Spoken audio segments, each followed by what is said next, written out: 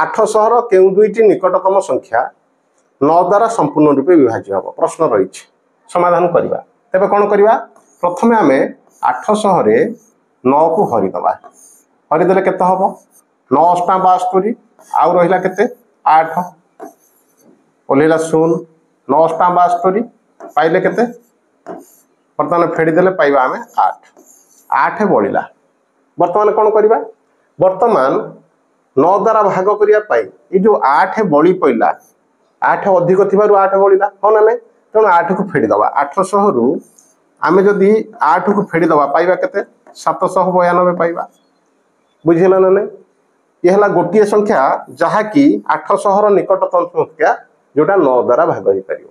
आउ गोटे संख्या मागिची हाँ ना नहीं तेरे कौन करवा आउ गोटे संख्या भाग करने आउ गोटे संख्या बाहर करने आम कौन करवा ये जो संख्या पाइले एथिरे से 9 को मिसेदेले केते हम 801 पाइबे हाँ ना नहीं वर्तमान आम दुईटा संख्या पाइगले कौन कौन पाइले गोटे है 792 आ गोटे 801 ऑप्शन जो अच्छी तार उत्तर